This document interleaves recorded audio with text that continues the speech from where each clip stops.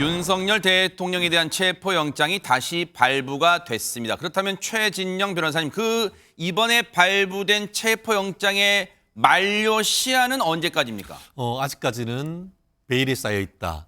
근데 아시다시피 언젠가는 밝혀질 수밖에 없습니다. 실질적으로 영장을 집행할 때는 영장을 제시하고 그 사본을 그 변호인이나 관련되는 사람한테 줘야 되는데 그때 보면은 언제까지란 것이 있을 것입니다. 그렇지만 지금 현재 오동훈 지금 공수처장 같은 경우에는 수사의 기밀성을 유지하기 위해서 지금 공개적으로 밝힐 수는 없다라고 얘기했는데요. 네. 원칙적으로 지금 그 형사소송법에 따를 때 지금 그 첫 번째 받은 영장은 7일이라고 돼 있고 더불어서 계속 수사의 필요성이 있을 때는 추가적으로 신청을 해서 그 영장을 받을 수 있습니다. 근데 그 형사소송법에는 기본적으로 이제 구속영장에 대한 규정이 있으면서 체포에 대한 조문을 구속의 규정을 준용하고 있습니다. 근데 그 구속이 검찰이 필요할 때는 수사의 계속이 필요할 때는 10일까지 맥시멈 10일을 해서 1회에 한해서 연장할 수 있다라고 돼 있는 그 규정을 체포에 이제 규정을 준용하다 보니까 어제부터 해서 최대한 10일 다만 그 10일만큼 준 것인지 아니면 5일을 했는지 아니면 7일을 했는지 아직은 모릅니다. 아직은 모르는 거예요? 결국 이 상태에서 전격적인 수사 집행에 나가기 위해서 이 부분을 그 공수처로서는 기밀로 하고 있는데 아마 그 지난번 같은 경우에도 그 공수처에서 어떻게 보면 공수처 사무실이 지금 과천에 있지 않습니까? 네. 과천에서 그 수사관과 검사가 출발할 때 언론이 그것을 보면서 집행에 나섰구나 그렇군요. 하는 것을 네. 알았듯이 아마 그러한 것을 기점으로 해서 나서지 않을까. 다만 그 시점이 언제가 될지는 아직까지는 미지수다 이렇게 평가할 수 있을 것 같습니다. 그러면 지금 말씀 중에 우리가 섣부른 전망이지만 시청자분들 오해는 마세요. 2차 체포영장은 이제 발부가 됐지만 혹시 2차 체포영장도 만약에 윤석열 대통령 신병을 확보하는 즉 체포하는 데 실패하면 3차 체포영장은 안 된다는 거예요. 그렇습니다. 1차에 한해서 최대한 연장을 하는 10일이기 때문에 거고. 더 이상 할 수 없는 것이고 수 없어요? 그때는 그렇기 때문에 이제 그 오동훈 그 공수처장 같은 경우에도 이번이 마지막이라는 것은 바로 그런 맥락인 것이죠. 네, 그렇군요. 그렇게 되면 이제는 그 바로 구속영장을 청구하거나 아니면은 조사를 한 다음에 불구속 기소를 하는 그런 수순으로 가기 때문에 그렇기 때문에 이번이 마지막이라는 취지인 것이죠. 그렇군요. 그런데 이번에도 공수처는 서울 서부지방법원에 체포영장을 다시 청구했고 발부받았어요. 근데 손정희 변호사님, 이번에 영장 전담 판사 누가 발부했는지를 공개 안 했다면서 이건 또 왜 그런 거예요? 네, 접수 여부 그리고 담당 재판부 여부도 공개하지 않았는데요. 사실은 체포영장을 언론으로 통해서 공개하는 것이 이례적인 일이긴 했습니다. 공개할 실익보다 공개하지 않을 실익이 더 크다라고 판단했던 것으로 보이는데요. 네. 특히 최근에 논란이 된 특히 윤 대통령 측에서 이 영장 담당 발부 판사가 누구이고 그 사람의 어떤 개인적 성향이 이러해서 이 부분과 관련해서 믿을 수 없다거나 이번 무효하다 이런 식의 주장들이 난무했기 때문에 그 점을 고려해서 담당 판사가 누구인지를 공개하지 않은 게 아닐까라는 생각이 들고요. 원칙론으로 들어가면 체포영장은 수사를 위해서 필요한 조치인데 수사는 보안이 생명이기 때문에 구구절절 관련된 내용을 앞으로는 공개하지 않겠다라는 입장을 세운 것으로 보입니다. 방금 손정혜 변호사 말씀처럼 김종욱 이 부원장님, 수사는 이 보안이 생명 그리고 밀행성, 특히 체포영장은 밀행성이 생명이란 말이에요. 몰래 움직여야 한단 말이에요. 그런데 한계는 여러 가지가 있어요. 앞서 최진영 변호사 말씀처럼 공수처가 과천에 있다 보니까 어쨌든 공수처 수사관들 또 검사들이 움직이려면 공수처에서 차량이 출발한 게 포착될 거 아니에요. 그럼 이때 드디어 집행하러 가는구나. 딱 포착될 거란 말이에요. 그러면 지금 이번 2차 체포영장 집행은 단 한 번에 사실은 끝내야 될 수밖에 없어요. 그래서 지금 작전을 많이 고민할 수밖에 없을 것 같습니다. 예, 제가 볼 때는 한 번이라고 하더라도 지난번처럼 5시간 반 정도로 짧게 끝내지 않을 것 같습니다. 만약에 제2차 체포영장을 집행한다면 적어도 마지막까지 체포할 수 있는 작전. 그래서 그것이 1박 2일이 되건 아니 2박 3일이 되건 소위 법원에서 발부된 체포영장을 집행하지 못한다는 건 한국 사회의 법률적 질서가 깨진다는 것밖에 될 수 없는 것이고 공수처가 원래대로라면 소위 이 내란죄에 대해서 수사할 수 있는 범위가 없는데 공수처법에 의해서 검찰의 수사 내용들을 이첩받은 거거든요. 그리고 본인들이 소위 체포하겠다고 법원에다가 체포영장을 청구를 했고 발부를 받았는데 그것이 1차 실패했었기 때문에 2차로 진행을 한다면 체포영장을 성공시켜야 되는 상황이 벌어진 거죠. 그래서 소위 고동훈 공수처장 같은 경우도 마지막이 각오라고 하는 얘기를 했다라는 측면들은 이번에 이런 어떤 체포영장을 시행하지 못한다면 전 공수처가 존립해야 될 기반 자체에 대한 국민적 신뢰를 얻을 수 없기 때문에 네. 이번은 아마도 공조본 차원에서 어떤 작전을 세울지 저희가 알 수는 없습니다만 그렇죠, 네. 이번에 집행이 된다면 소위 직무정지된 대통령을 체포하는 것을 중요한 목적으로 그리고 성사되어야 될 목적으로 삼고 진행할 거라 생각이 들어서요. 단기전이 아니라 약간 좀 중기전으로 들어갈 거라 이런 생각이 듭니다. 끝장내기. 네네. 마치 토론의 끝장 토론처럼 이번에 가면 끝장 뭔가를 결과물을 가져오지 않고서는 지난번 공수처 직원들이 그 내리막길을 터덜터덜 걸어오는 그런 장면은 없을 것이다. 지금 그런 말씀이시잖아요. 체포영장은 체포를 하라는 겁니다. 아하. 그래서 그 권한들을 준 겁니다. 네. 근데 그 권한 자체와 관련해서 경호처가 저항했다고 해서 체포를 하지 못한다면 앞으로도 마찬가지입니다만 그럼 공적 권력을 가진 자가 법원의 행정집행 명령을 갖다 계속 위반해도 될 수 있는 사태가 벌어지는 것이고 네. 특히 이 부분은 대통령에 대해서 법원이 소위 체포영장을 발부할 정도라면 체포의 사유가 명백하다고 판단한 겁니다. 그리고 다시 한번 2차에 걸쳐서 체포영장에 별 문제가 없다고 얘기한 상황인데 이것이 집행이 안 된다면 제가 볼 때는 앞으로는 사법 권력 자체에 영이 쓰지 않을 수 있다는 생각이 들기 네. 때문에 거기에 대해서는 이번 같은 경우 명백하게 소위 체포영장 집행 자체가 성공되어야 한다고 생각합니다. 네. 이렇게 되면요. 김현주 대변인님. 자, 체포영장이 다시 발부가 됐고 공수처가 지금 아마 작전을 하고 있을 거라고 경호처도 생각하고 있을 거란 말이에요. 그러면 관저의 지금 경비가 지난번보다 더 삼엄할 수밖에 없을 거 아니에요. 지금 언론들 얘기 보면 또 관저 앞에 그 카메라들 보면은 뭐 버스가 막 몇 대 막 서 있고 막 겹겹이 막 뭐 2중 3중 막 서 있어요, 지금. 그렇습니다. 네. 지난 1월 3일에 1차 체포영장 집행 당시를 잠시 되돌이켜 보면은 그때 사실 가장 큰 우려를 자아냈던 거는 그 관저 밖에 집회하고 계시는 일반 시민분들이 계셨잖아요. 그렇죠, 네. 이분들과 혹시 또 무슨 물리적인 충돌이 있을 그렇죠, 것이 아니냐 이거 불상사, 네. 굉장히 좀 걱정을 했었는데 지난 3일날 이제 공수처 직원들이 집행 무산돼서 터덜터덜 내려오는 이제 그림이에요. 네. 그렇습니다. 네. 근데 의외로 그 단계는 잘 지나갔어요. 네.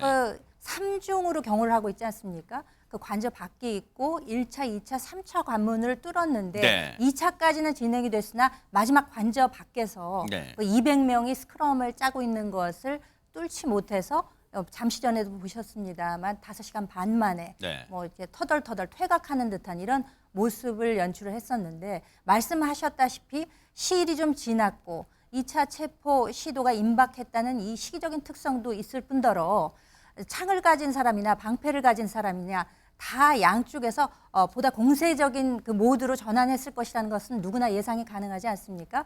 그래서 지난번에는 그 관저 정문에 버스가 한 대가 이렇게 가로막혀져 있었는데 지금은 외곽에서 보기에도 벽돌 쌓기 하듯이 한 5대 정도가 지그재그 형태로 벽돌처럼 이렇게 이제 쌓여져 있는 거거든요. 야, 화면 왼쪽이 지난 3일 그림이고 오른쪽이 이제 지금 이제 그제부터 이어지는 그림이에요.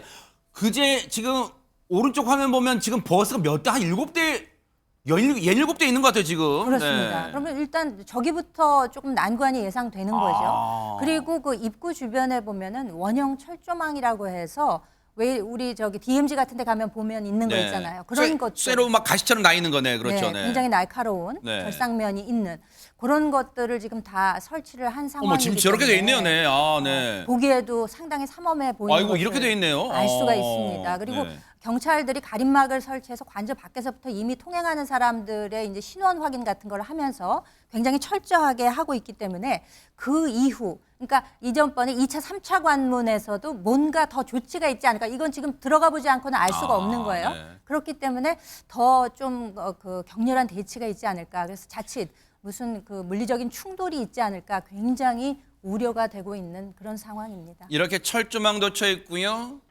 미니버스와 대형버스 등을 통해서 이른바 차벽도 설치됐고요. 그러다 보니까 손정희 변호사님, 공수처와 함께 공조수사본부를 이루고 있는 경찰 입장에서는 아니 그러니까 지난 3일 날 들어갔으면 뭔가 결론을 내고 나왔어야지 그때 그냥 나오니까 지금 경호처가 저렇게 철조망도 차벽도 세우고 또 인력도 많이 보강해갖고 지금 지난 3일보다 더 어려워졌잖아. 아마 불만이 막 나오는 것 같아. 그러면 2차 체포영장 집행이 만약 된다면 어떤 방법으로 저걸 뚫을 거는지 지금 묘안이 있을까요?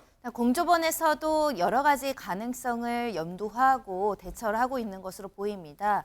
즉 인력과 장비를 다수 동원하는 정황들이 포착되고 있는데요.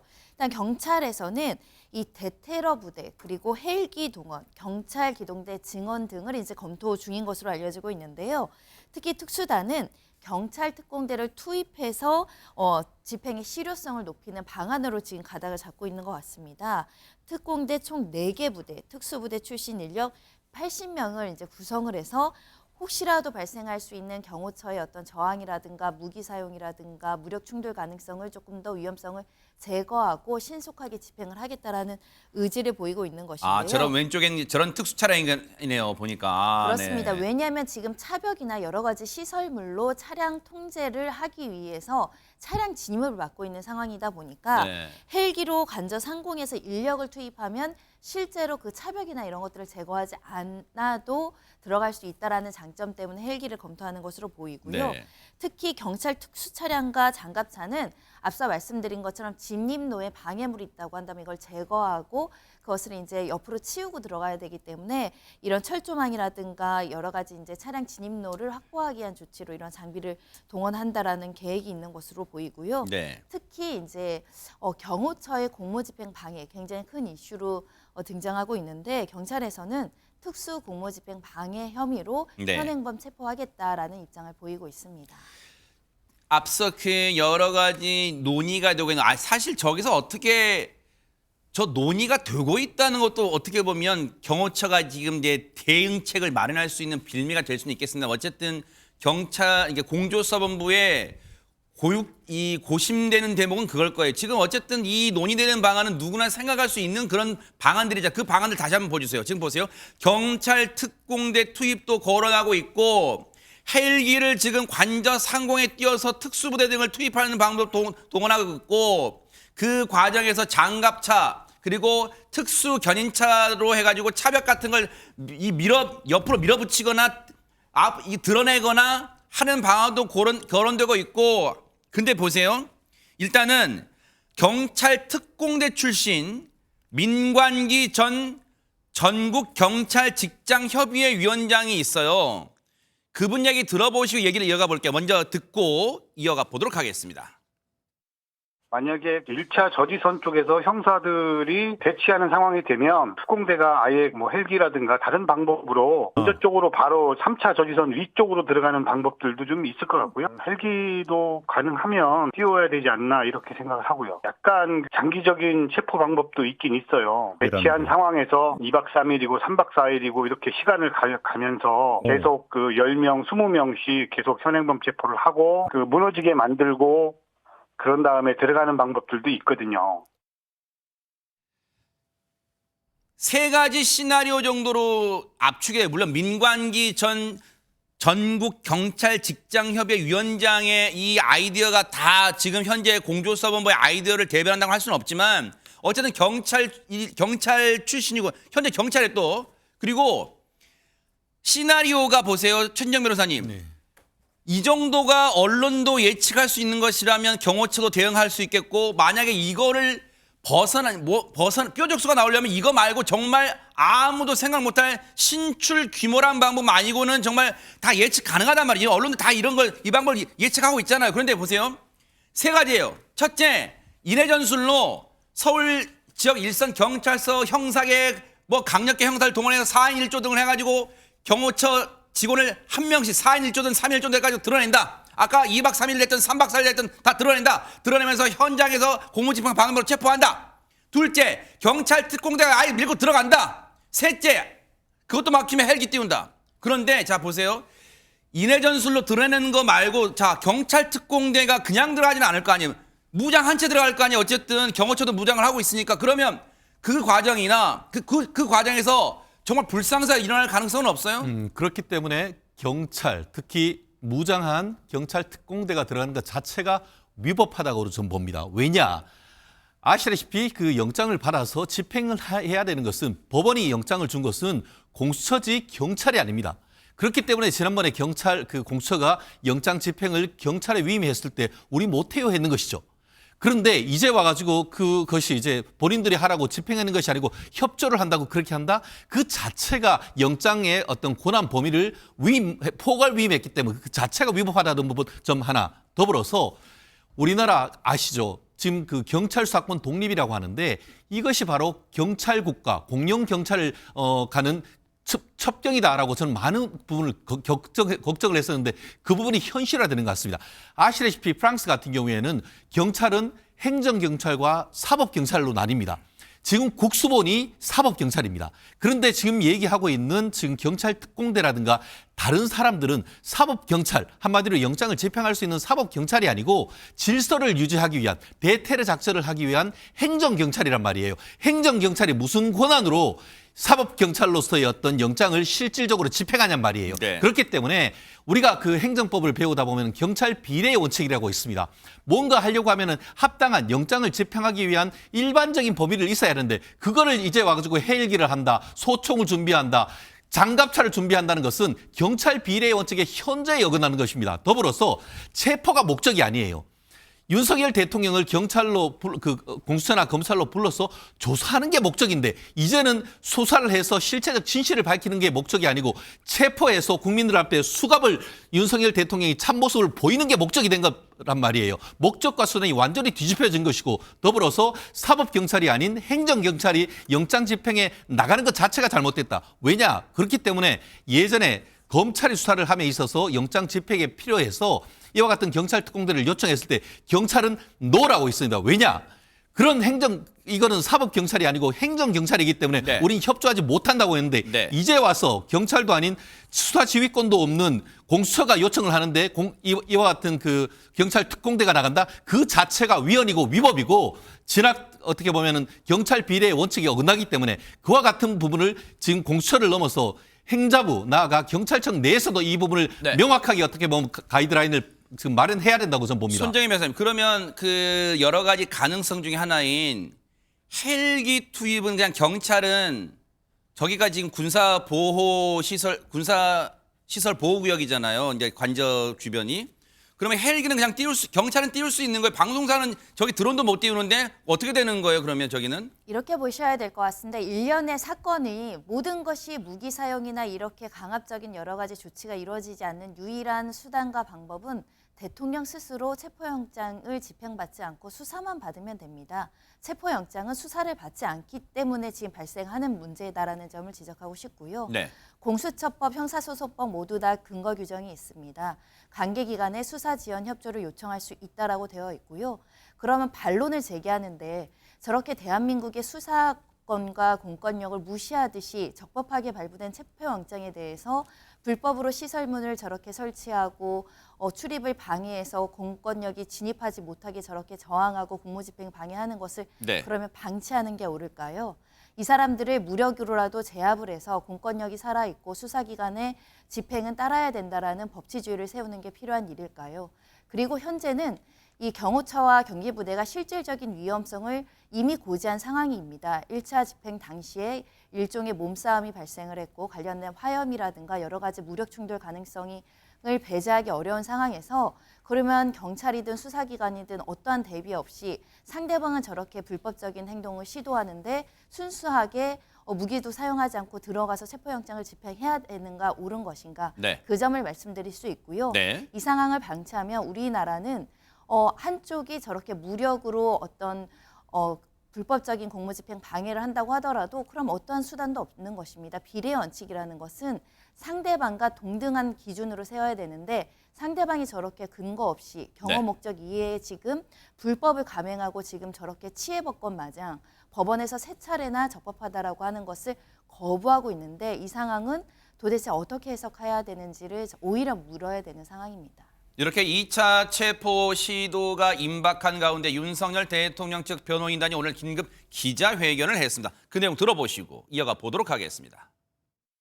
체포영장 집행이나 수사와 관련해서는 우선 기소를 해라. 아니면 뭐 사전영장을 청구해라. 그러면 법원 재판에 응하겠다는 입장입니다. 그 유명한 정치인들이 나와서 조사받으면서 진술 거부권을 행사해서 피의자 조사가 아무런 의미가 없었던 경우가 많습니다. 공수처에서도 전형적으로 많은 분들, 국민들을 피곤하게 하고 힘들게 하지 말고 공무원들 고생시키지 말고 다른 방안을 찾았으면 좋겠습니다. 이 체포영장 집행이 무장 병력을 앞세워서 무력을 위시해서 이렇게 이루어진다면 어떻게 대응하실 건지. 특공대나 기동대를 동원해서 체포를 진행한다는 것은 내란입니다. 그런 상황을 대통령이 수용해야 되겠습니까? 지금 얘기를 들어보면 김연주 대변인님, 체포영장 힘들어서 공수처 직원을 비롯한 경찰 인력들 고생시키지 말고 바로 구속영장 청구해라, 사전 구속영장. 그러면 응할 것이다. 그렇다면 구속영장 청구하면은 영장실질심사 등에도 나가고 뭐 그렇게 하겠다는 이 말은 어떻게 받아들여야 될까요? 지금 뭐 내란이자 반란이다라는 이야기를 하지 않았습니까? 이 누가 말을 했느냐를 봐야 될 것 같습니다. 지금 윤 대통령 측 변호인이 한 이야기입니다. 우리가 이번에 이 내란에 관해서 수십 년 동안 우리 국민 모두가 잊고 있던 이 단어의 법적인 해석이 어떻게 되는가 모두가 공부를 하고 있습니다. 심지어는 법조인들조차 이 내란에 대해서는 별로 공부를 하지 않는다 그래요. 그럼에도 불구하고 이번에 이 형법상 내란죄, 형법 87조에 의하면 국헌문란의 목적으로 폭동을 일으킨 것으로 정의를 하고 있습니다. 여기서 나오는 어려운 말, 국헌문란이라고 하는 것은 강압을 이용해서 헌법상에 세워져 있는 이 국가기관을 그 권능을 불가능하게 하는 것, 이렇게 이제 해석이 되고 있습니다. 그래서 지금 현재 윤 대통령이 그 내란 우두머리 혐의로 피의자가 되어 있지 않습니까? 이 이야기는 군을 동원해서 헌법기관이라고 할 수 있는 국회나 중앙선관위의 강압에 의해서 그 기능을 무력화시키려고 했다는 것으로서 내란죄의 혐의를 적용하고 있는 거 아니겠습니까? 그런데 지금 반대로 윤 대통령 측 입장에서는 지금 공수처가 내란죄에 대한 수사권이 없기 때문에 지금 그 청구한 그 체포영장 등이 불법 무효하다, 이런 입장을 지금 견지하고 있지 않습니까? 그렇기 때문에 지금 그런 불법 무효한 영장을 집행하기 위해서 마치 기동대나 특공대를 투입을 한다는 것은 대통령 본인과 혹은 경호처 등 국가기관을 강압에 의해서 권능을 행사하지 못하도록 하는 것이다라고 볼 수 있는 것이거든요. 그렇기 때문에 윤 대통령 측 입장에서는 저와 같은 그 뭐 반란이나 내란 이런 식으로 규정을 하고 있는 것이 아닌가, 저는 그렇게 보고 있습니다. 김종욱 부원장님, 그러면 지금 이 상황에서 공수처의 애초 수사 권한이 없는 이 공수처, 그리고 그 수사 권한이 없는 공수처가 청구해서 발부받은 영장을 집행하는 것이 받아들일 수 없으니 그러면 그냥 기소와 구속 영장을 청구해라. 그러면 응한다. 그러면 이 말은 즉슨 앞으로는 사법 절차에 응하겠다는 것으로 해석해야 되는 거예요? 아니면 공수처가 그럴 리가 만무하지만 공수처가 이 사건을 윤석열 대통령 측 변호인단이 말한 것처럼 그래 손 떼고 그냥 바로 영장 청구할게 라고 한다면 앞으로는 그냥 사법 절차대로 순리대로 뭐 진행이 되는 겁니까? 어떻습니까? 이 말은 어떻게 받아들여야 됩니까? 아니 변호인단이 뭔데 본인들이 이렇게 판단을 합니까? 체포영장이든 구속영장이든 그것을 발부하는 데는 법원입니다. 법원이 최종적인 권한을 가지고 있는 겁니다. 근데 그 권한도 인정하지 않는다는 건 어떠한 법률적 절차도 인정하지 않겠다는 거예요. 아니, 체포영장 발부에 대해서도 동의할 수 없다라고 하는 변호인 측이 구속영장 청구를 받아들이겠다는 말을 어떻게 믿습니까? 전 제가 볼 땐 변호인단 스스로가 우리의 헌정 법률 질서를 다 어기는 거예요. 변호인단은 저걸 판단할 아무런 권한이 없다니까요. 저런 법원의 판단에 대해서 소위 법률적인 조건에 맞게 거기에서 이의 신청을 하면 되는 건데 이의 신청을 하지 않으면서 경호처가 이걸 막고 있는 게 가장 큰 문제 중에 하나입니다. 네. 핵심적으로 얘기하면 예를 들면 그런 거죠. 소위 공수처가 수사 권한이 있다라고 하는 판단은 법원이 한 겁니다. 거기에 근거해서 출석 요구를 3차례나 했습니다. 3차례 동안 한 번도 응하지 않았습니다.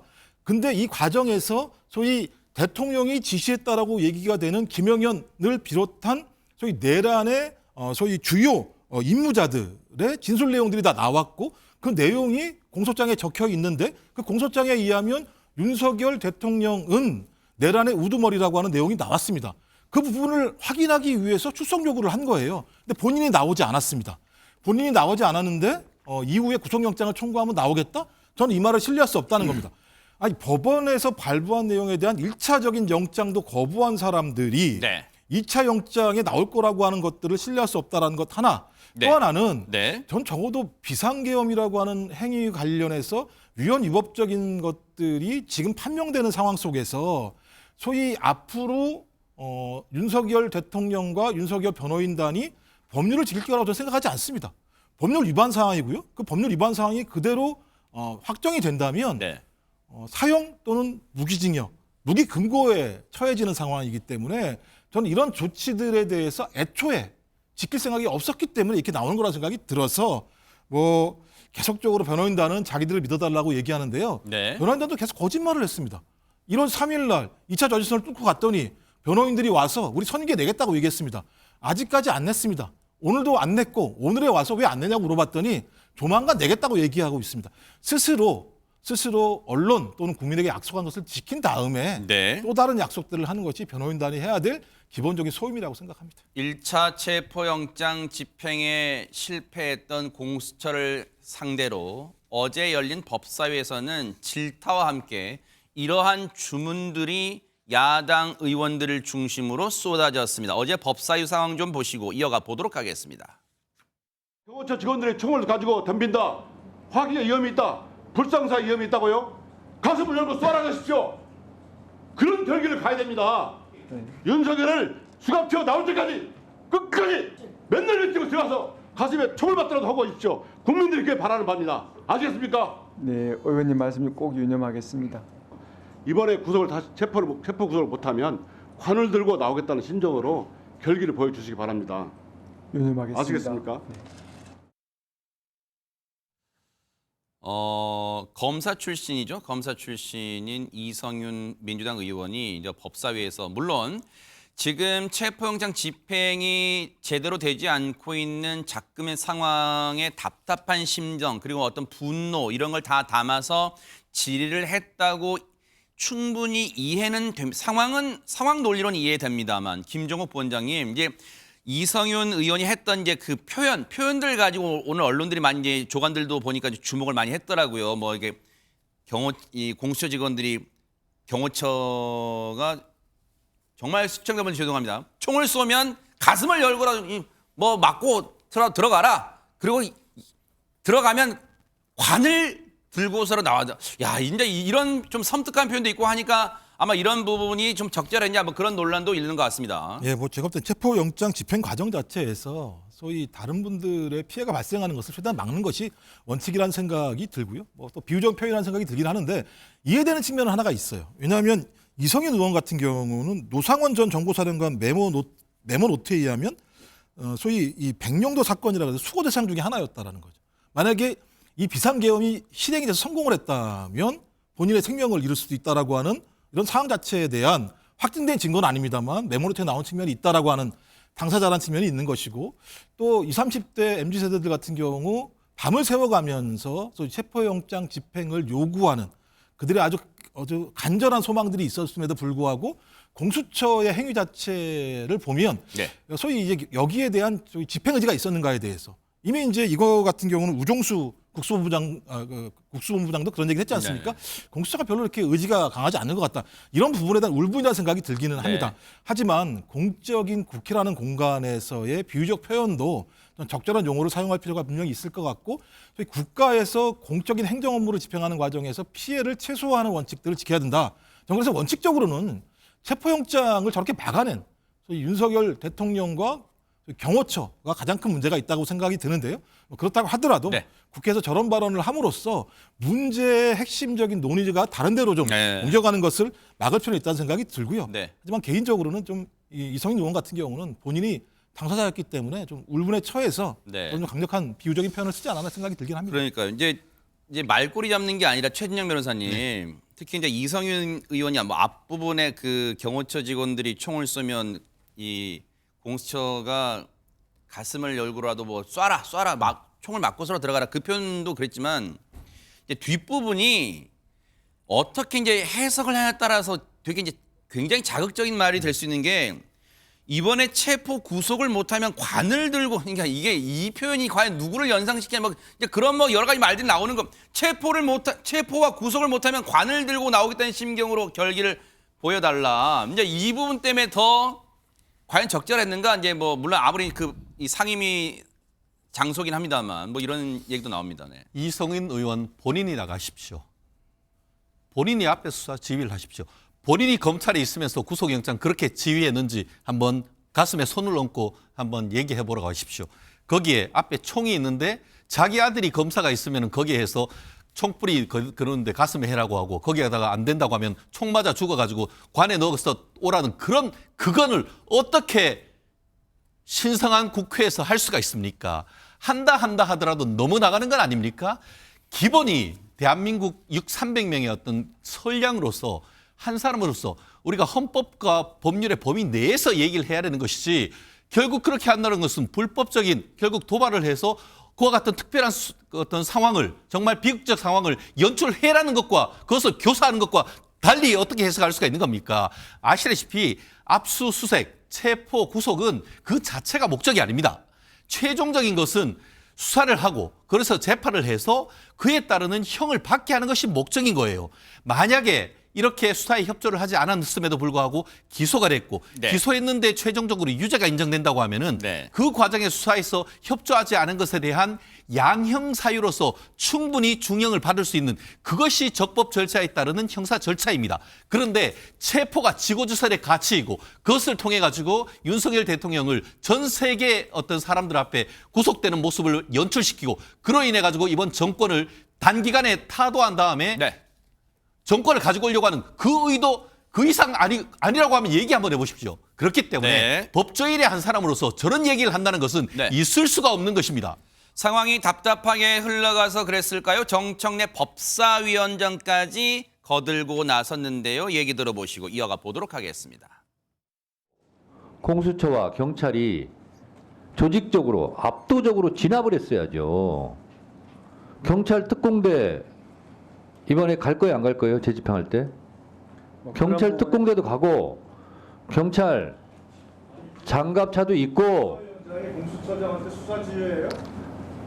뭐 하는 거예요? 그래서 이번에는 실패하면 안 된다는 거예요. 뭐 이런 상황이 됐어요. 유상범 국민의힘 의원은 법사위원장이 공수처한테 수사 지휘하는 거냐 이렇게 이제 항의도 하겠습니다만 어떻게 봐야 될까요, 김현주 대변인? 그래서 정청래 법사위원장이 본인이 왜 그 자리에 앉아 있는지에 대해서 일단 생각을 해봐야 될 것 같습니다.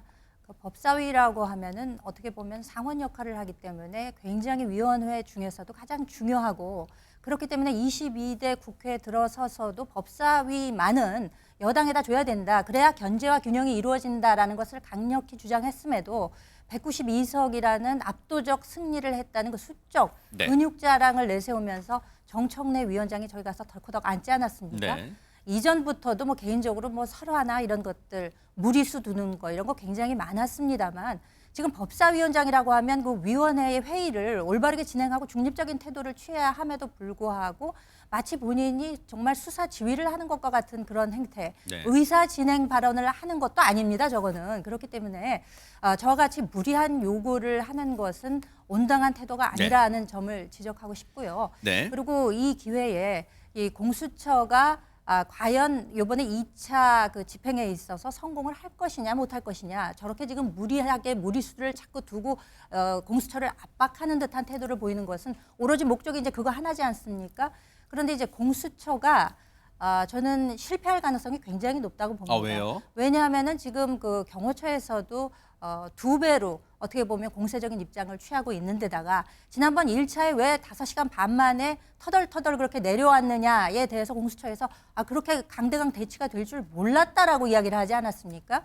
공수처만 빼놓고 모든 국민은 다 강대강 대치가 될 것을 알고 있었습니다. 그럼에도 불구하고 저렇게 무기력한 모습을 보였다면은 공수처 자체가 뭐 일종의 뭐 경험이나 노하우나 결기 이런 것들을 찾아볼 수가 없고 사실상 태생 자체부터도 네. 굉장한 비판적인 논조 위에서 세워진 기관이었다면 2021년도부터 연간 200억 원에 가까운 예산을 써가면서 이제까지 한 번도 구속영장 5건 모두 기각됐죠.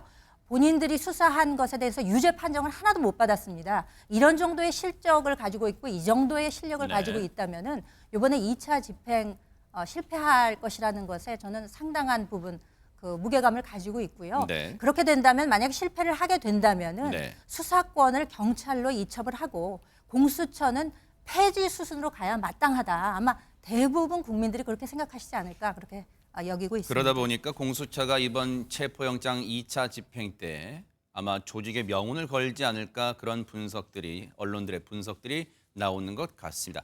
앞서 정청래 법사위원장이 공수처장에게 하는 발언이 마치 수사 지휘를 연상케 한다는 국민의힘 의원의 지적이 나온 김에 이 얘기를 해볼게요. 손정희 변호사님. 민주당의 이상식 의원이 경찰과 내통했다는 논란에 휩싸였다는데 일단 대관절 이게 무슨 내용인지 일단 내용을 좀 설명해 주시고 손정희 변호사님의 의견 좀 들어볼게요. 네, 논란이 제기된 시점은 이상식 의원이 스스로 본인의 SNS에 어떤 글을 썼기 때문인데요. 네. 이 글의 내용은 이렇습니다. 체포영장 만기 하루 앞두고 우리 당과 경찰 사이에 이제 국수본 사이에 메신저 역할을 하느냐 전하기에 불이 난다. 이런 글이 하나 올라왔고요. 네. 국수본과 경찰 후배들을 격려, 응원, 조언해서 윤석열을 반드시 체포할 것이다. 이런 SNS를 이야기를 했는데 이걸 본 국민의힘 의원들, 그러니까 강승규 의원은 경찰 출신의 이 의원이 공조본과 내통하고 있다. 사실상 자백했다. 내통의 직권남용으로 처벌해야 된다는 취지로 이 글을 올렸고요. 네. 나아가서는 국민의힘 신동욱 수석 대변인도 이 점을 비판하면서 네. 직권남용 등 심각한 불법 행위다라고 주장하고 이 부분과 관련해서 명백히 밝혀야 된다 이런 이야기를 한 부분인데요. 네. 이렇게 이제 비판이 일어나자 이상식 의원이 SNS 글 일부를 이제 삭제하기도 했습니다. 아, 삭제했어요?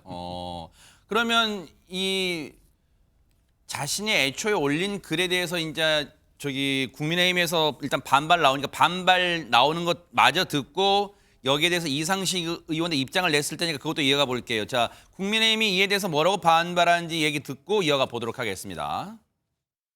민주당이 대놓고 국수본의 수사를 지휘하고 있다는 의미가 아니겠습니까?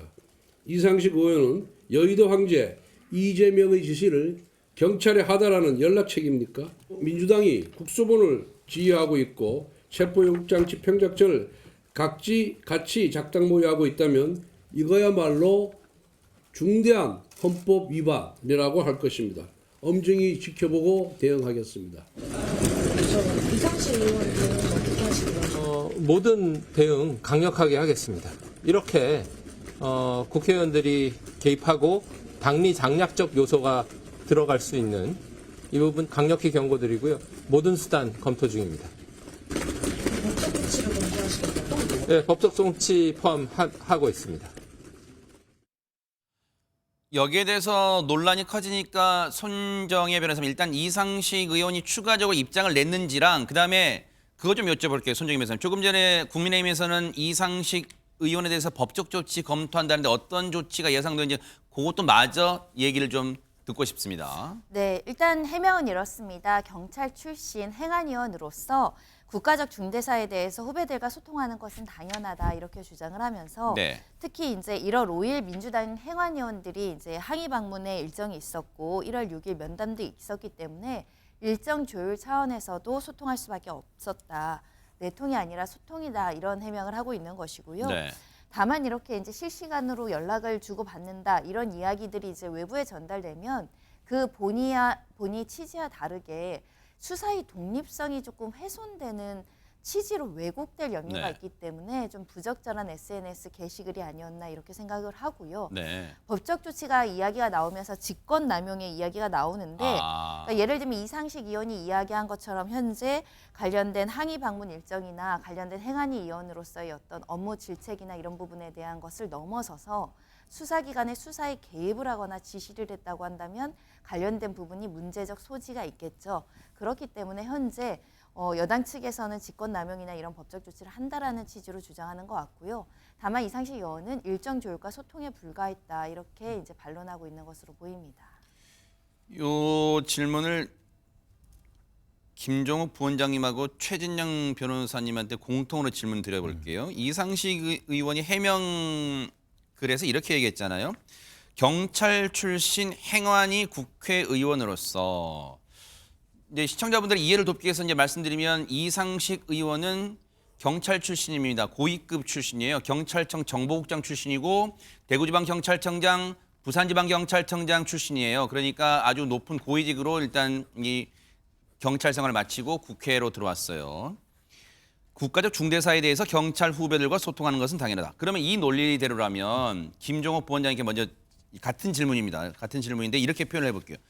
그러면 장군 출신 국회의원은 국방부랑도 긴밀히 소통하면 되는 거고 어떻게 돼가고 있는가? 계엄수사 어떻게 돼가고 있어? 혹시 소통하면 되는 거고 그러면 축구선수 출신 국회의원은 대한축구협회장 선거 어떻게 돼가고 있는가? 이렇게 통화해도 되는 거예요? 어떻게 봐야 됩니까? 제가 볼 때는 이분과 관련해서는 어떤 내용이 오가는지 알 수 없습니다만 저런 글을 올리면서 아까도 말씀드렸습니다만 지금 진행되고 있는 체포영장 문제와 내란 수사 문제가 다른 부분의 문제로 이렇게 전환되게 만들어버리는 요소들이 분명히 있습니다.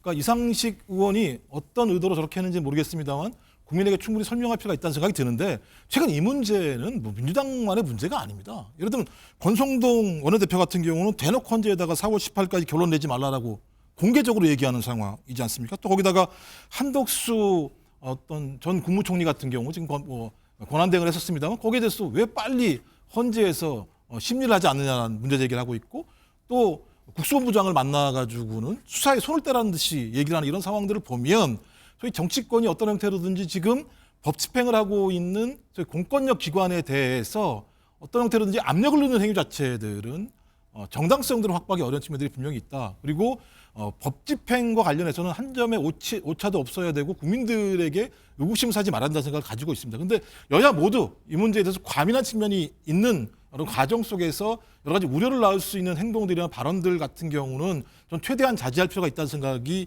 들고요. 좀 그런 의미에서 지금 어떤 윤석열 대통령의 변호인단 같은 경우도 대부분 제가 볼 때 궤변을 늘어놓고 있는 측면들이 꽤 있는 것. 또 그다음에 여야 국회의원들 같은 경우도 네. 이 사태의 본질과 무관한 어떤 발언들을 통해서 본질을 훼손하는 내용들은 가급적 자제할 필요가 있다는 생각이 들어서 네. 저는 이 앞으로는 좀 이런 발언에 대해서 하나하나 네. 한치의 발언이라도 소위 사태들을 오도할 수 있거나 훼손할 수 있거나 국민들에게 신뢰를 깰 수 있는 발언들은 자제할 필요가 있다고 생각을 합니다. 이상식 의원 본인 표현대로라면 최진영 변호사님 전화기에 불이 났다는 정도면 한두 통은 아닐 거라는 생각은 들어요. 비유적 표현이긴 하지만 어떻습니까? 판사 출신 국민의힘 국회의원이 이재명 대표 대장동 사건 재판장하고 불이 나도록 전화를 했다고 하면은 민주당은 어떻게 하겠죠? 국민의힘 국정농단 한다고 하면서 특검하자고 하겠고 그리고 그 사람들 판사 탄핵하자고 할 건 아니겠습니까? 이게 바로 그겁니다. 민주당이 지난 정권 때 내내 검수완박하면서 검찰 수사권을 독립했는 게 왜죠? 이른바 수사의 정치적 중립성과 독립성을 확보하자고 했던 건 아니겠습니까? 오늘 이 사건으로서 국수본은 이 사건의 정치적 중립성, 독립성을 완전히 안드로메다로 보내버렸기 때문에 이 사건에 손을 떼야 된다는 것이 명확하게 밝혀졌습니다. 그렇다고 한다고 하면은 지금 고위공직자 범죄수사처는 윤석열 대통령에 대한 체포영장 집행하기 위해서 그렇게 하는 것도 오케이, 좋습니다. 그거 하는 만큼 즉각 그 이상식 의원에 대한 휴대폰에 대한 압수수색을 해야 되고 더불어서 이상식 의원이 통신했던 전화번호가 어딘지를 확인해가지고 네. 국수본 누구와 휴대폰을 했는지에 대한 조사를 한 다음에 네. 그와 관련된 사람에 대한 체포영장 반드시 지금 접수를 해가지고 즉각적으로 해야 됩니다. 그 사이에 휴대폰 지우고 다 지울 수 있지 않습니까? 증거인멸로 굉장히 있는 거 아니겠습니까? 지금 이것이 바로 직권남용 권리행사 방해죄를 스스로 자백하는 거 아닙니까? 한번 우쭐해가지고 스스로 냈고 본인이 정당하다고 하면 왜 지웁니까? 왜 지워? 지웠다는 것은 네. 본인이 어떤 잘못했다는 것에 대한 반성적 고려 아니겠습니까? 본인이 떳떳하다, 의사소통했다고 하면은 문자 주고받은 거 지금 공개하세요. 그게 아니라고 한다고 하면은 검찰이건 공수처건 이상식 의원에 대한 휴대폰 그리고 통신 내역 당장 압수수색하고 이 부분에 대해서 즉각적인 수사에 가야 된다고 저는 봅니다. 이런 와중에 야당 의원들을 중심으로요. 윤석열 대통령이 한남동 관저에 있긴 있는 게 맞냐? 있긴 있냐? 이런 의구심들이 나오고 있대요. 어제 법사위에서 이런 발언이 나왔기 때문으로 보이는데요. 같이 한번 들어보시고 이어가 보도록 하겠습니다. 지금 윤석열 도주 의혹이 제기되고 있는데 사실관계 파악한 게 있어요, 없어요? 지금 뭐 좀 정확하게 보고받은 바는 없고 그 어떤 차량에 관한 얘기는 좀 들었습니다. 예. 그거 아직도 파악 못하고 계시면 어떡합니까? 앞으로 체포하러 들어갈 건데 여기에 대한 대비책 있어요, 없어요? 예를 들어서 관저에서 나와서 다른 공간으로 들어가서 숨어 있으면 체포할 수 있습니까, 없습니까? 뭐 그런 부분에 대한 보고를 들었고 그 종합적으로 고려해서 지금 도망간 정황을 알고 있었다고 분명히 답변을 했는데도 불구하고 수색 범위가 여전히 관저로만 한정돼 있으면 그건 공수처장의 무능입니다. 아시겠습니까? 네, 유념하겠습니다. 윤석열은 관저에 있습니까? 지금 그런 부분에 대해서는 정확하게 보고받은 건 없습니다. 알지 못합니까? 말씀드릴 수도 알는 피의자가 은닉, 숨었거나 아니면 도주했을 가능성도 있다고 보는 거죠. 여러 가지 가능성 중에. 네, 맞습니다. 네. 사실 궁금해요. 지금 오동훈 처장의 맞습니다라는 표현은 무슨 의미의 맞습니다인지 모르겠어요. 그러다 보니까 지금 쉽게 말하면 시청자분들 그런 생각이 들죠. 도주했나? 도망갔나? 그러다 보니까 지금 윤석열 대통령이 아예 용산에 없을 거다. 아예 없을 거다. 거의 확실시된다. 이런 분위기로 얘기하는 분까지 나왔어요. 같이 한번 들어보시고 이어가 보도록 하겠습니다. 제가 들은 정보로는 이미 용산을 빠져나와서 제3의 장소에 도피해 있다 이렇게 듣고 있습니다. 네, 제보를 받았습니다. 네. 뭐 더 확인을 해봐야 되겠습니다만은 아마 경찰에서도 그런 비슷한 소재 파악을 하고 있다라는 얘기를 제가 어제 들은 바가 있어요. 이미 한남동 그 관저에 있으면은 굳이 소재 파악을 하고 있다는 얘기를 할 필요가 없지 않겠습니까? 이게 사실 이게 잡범도 이런 잡범이 아닙니다 이게. 지금 안규백 의원의 라디오 인터뷰 그 발언 내용 들려드리면서 저희가 영상을 좀 흘려드렸잖아요. 그 영상을 다시 한번 흘려서 이게 어제 오전 한 10시 반쯤 상황이래죠. 관저에서 저 검은색 세단 막 차량들 있잖아요. 저게 한 여러 대가 쭉 내려와요. 언뜻 보면 검은색 차량 그 보통 차량 아닌데 저기 누가 타고 있나? 그런 생각이 막 들잖아요. 쭉 저기 내려옵니다. 보세요. 한 넉 대, 5대 정도 쭉 내려오잖아요. 저 때가 오전 10시 반쯤 됐대요. 취재진들 얘기 들어보니까. 그러다 보니까 이 민주당 의원들이 중심으로 이 제기하고 있는 지금 이미 용산에서 빠져나와서 어디 숨어 있는 거 아니야? 도주한 거 아니야? 이런 주장이 혹시 저 영상 때문에 뒷받침되는 걸까요? 김종욱 부원장님 어떻습니까? 뭐 저는 뭘 의심해도 이상하지 않다고 생각이 들어요. 예를 들면 총을 쏴서라도 문을 부수고 국회의원을 끄집어내라고 얘기한 사람. 그다음에 문상원 전 정보사령관 말에 의하면 사살, 뭐 야구 방망이, 그러니까 체포와 구금 또는 예를 들면 사살 또는 고문 이런 내용들이 다 나와 있는 상황입니다. 근데 그걸 누가 지시했겠습니까? 가장 최정점은 내란의 우두머리라고 검찰 공소장입니다. 민주당이 주장한 게 아니라 거기 나온 사람이에요. 그리고 소위 법원이 발부한 체포영장에 대해서도 거부를 하고 200명이 팔짱을 끼고 앉아서 그 법 집행을 막았으니 네. 그렇다면 그 얘기는 뭡니까? 자기가 체포에 응하지 않겠다라고 얘기한 거 네. 아니겠습니까? 그렇다면 체포에 응하지 않겠다면 그럴 수도 있겠다라는 생각이 들었는데 1월 3일 날 체포영장이 집행되는 과정에서 방탄차 2대가 이동한 것이 확인이 됐고 방금 말씀하신 저런 화면들을 네. 보게 되면 그럴 수도 있겠다라는 생각이 들고 안규백 국조위원장 같은 경우도 군 관계자한테 이런 제보를 들었다고 얘기하는 거니까 이런 제보에 대해서 얘기를 해야 거기서 확인할 수 있는 거겠죠. 네. 하지만 또 반대편에 의하면 소위 윤곽근 변호사 같은 경우는 뭐 어제도 만났다라고 얘기를 하고 있고 또 그다음에 국민의힘 의원들 45명이 몰려가서 소위 관저 앞에서 소위 대통령을 지키겠다고 얘기를 하면서 뭐 전화가 와서 밥을 먹자라고 얘기했다고 하니 그 얘기를 들어보면 있는 것 같기도 하고 또 이쪽 얘기를 들어보면 없는 것 같기도 하고 네. 근데 지금까지 소위 이 내란 피의자인 대통령 윤석열의 행보를 보면 뭐 이런 얘기가 나오는 거에 대해서 저는 충분히 이해가 된다. 전 그러니까 네. 예측 가능할 수 있도록 본인이 한 얘기가 뭡니까? 법적인 정치적인 책임을 당당하게 지겠다고 얘기했는데 그걸 안 지고 있는 거 아니겠어요? 전 그래서 본인이 네. 앞으로 한 얘기를 지키시면 네. 저런 얘기가 나왔을 때 그 얘기한 자에게 비판할 수 있을지 몰라도 본인도 약속을 안 지키면서 다른 사람의 의심에 대해서 문제 제기할 수는 어떤 없다고 네. 생각을 합니다. 조국 혁신당의 박은정 의원이 있습니다. 역시 검사 출신인데요. 법사위에서 이런 얘기까지 했어요. 같이 한번 들어보시고 이어가 보도록 하겠습니다.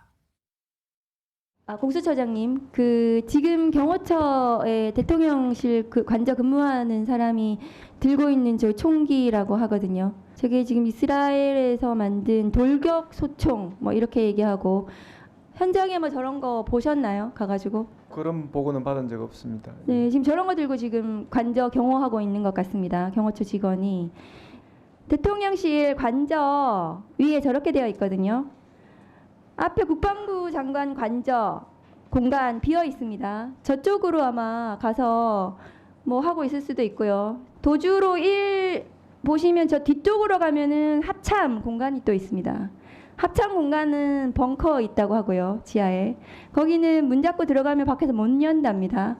돌아가지고 또 큰 길로 나와가지고 어디로 도주할지 모릅니다. 도주하면 수비하십시오. 누구든 잡을 수 있도록. 2차 집행 때는 제대로 진압작전 성공하십시오. 안 그러면 공수처 그만 폐지하세요. 그런 부분 문제가 없도록 저희들 철저하게 준비해서 성공시키도록 하겠습니다. 김현주 대변인님 예상 도주로까지 예상이란 말 넣어야겠어요. 예상 도주로까지 몇 개 공개를 해서 이렇게 차단해라. 도주하는 일 없도록 해라. 뭐 이렇게 얘기를 하고 있습니다. 뭐 무슨 얘긴들 못 하겠습니까? 뭐 일종의 뭐 크게 보면은 뭐 음모론까지도 확대 해석 가능한 그런 범위가 아닐까 저는 그렇게 생각이 됩니다. 지금 물론 직무가 정지되기는 했습니다만 현직 대통령 직위에 있습니다. 신분은 유지가 되고 있는 것이거든요. 지난번에 계엄 선포된 이후에 대통령 전용기가 떴다라고 해서 한번 굉장히 큰 의혹이 일었었던 적이 있습니다. 그때 이제 정기적인 점검을 위해서 비행을 했던 것으로 후에 밝혀지기도 했었죠. 그와 같은 맥락이 아닌가 저는 그렇게 생각됩니다. 뭐 어떤 분들의 경우에는 인근에 있는 국방부 장관 그 관저 혹은 합참의 벙커 이런 데로 이미 도피한 것이 아니냐 뭐 이렇게 구체적인 이야기를 하기도 하는데 그러면서 방금 전에도 보셨습니다만 안규백 의원 같은 경우는 자범이다 뭐 이런 평가까지 하지 않았습니까?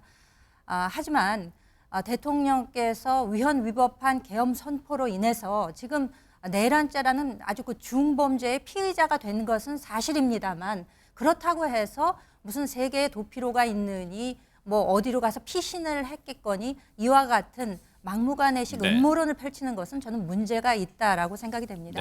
우리 사법 절차 시스템에 따라서 제대로 이제 이후에 수사 과정에 응하고 재판 과정에 있게 된다면 이 모든 의혹은 해소가 되지 않을까 그렇게 생각하고 있습니다. 윤석열 대통령이 어디론가 도피했을 거라는 의혹에 대해서 윤석열 대통령 측이 이런 입장을 밝혔습니다. 같이 한번 들어보시고 이어가 보도록 하겠습니다. 어제 국회에서 대통령이 어디 도피를 했다고 질문을 하고 제보를 받았다고 그런 악의적인 소문을 퍼뜨리는 일이 생겼습니다. 정말 일반인도 할 수 없는 일을 국회의원들이 하고 있습니다. 정말 안타깝고 통탄스러운 일입니다. 제가 어제 저녁에 분명히 관저에 가서 대통령을 관저에서 뵙고 나왔습니다. 어제 저녁에도 만나고 왔으니 도주는 안 했으니까 걱정 마십시오. 뭐 이제 그런 의미인 것 같아요. 도주할 일은 없습니다만 아마 그렇게 밝힌 것 같습니다. 자, 어제 법사위에서는요. 여야 간의 치열한 공방, 특히 파행까지 빚어지는 사태에 이르는데 그 단초가 됐다고 해야 될까요? 이 발언 때문이었습니다. 같이 한번 들어보시고 이어가 보도록 하겠습니다. 지금 여러분들께서는 아니 헌법재판소에서 왜 내란죄를 빼냐? 내란죄로 극형에 처해야지 이렇게 주장하시는 거 아니겠습니까? 근데 너무 걱정하지 마세요. 내란죄를 형사재판하는 법원에서 윤석열은 사형을 당할 거예요. 선고 당할 거예요. 그러니까 헌법재판소에서 내란죄를 헌법으로 판단한다고 해서 너무 걱정 안 하셔도 돼요. 윤석열은 법원에서 내란죄로 사형 선고 받을 거예요. 너무 그렇게 걱정 안 하셔도 돼요.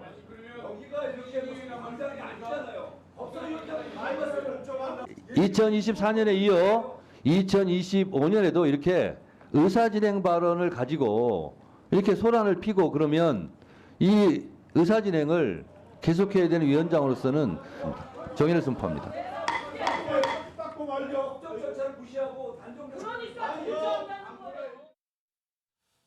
정청래 법사위원장의 이런 발언은 어떤 배경에서 나오게 된 걸까요? 손정희 변호사님. 네, 어제 법사위에서 있었던 일이고요. 대통령 탄핵소추 사유 중에 내란죄를 이제 철회하는 부분과 관련해서 여야의 공방이 굉장히 치열하던 와중에 이 관련해서 정청래 위원장이 들으신 바와 같이 이 내란죄와 관련해서 이 내란죄를 적용하면 이렇게 되고 또 극형에 처해야 된다, 사형에 처해질 것이다라는 개인의 의견을 밝혔던 것으로 보입니다. 다만 우리나라에서 이제 사형이라는 것이 집행된 역사가 지금 수십 년 동안 없는 상황에서 사형이라는 단어가 나오다 보니 국민의힘 의원들이 이제 반발을 하면서 지적을 하는 장면들이 있다 이렇게 말씀드릴 수 있는데요. 네. 이 장면을 보는 저도 사실은 굉장히 혼란스럽습니다. 내란죄라는 것이 지금 자금의 시대에 수사가 진행될 것이라고 예상한 국민은 한 명도 없을 것입니다.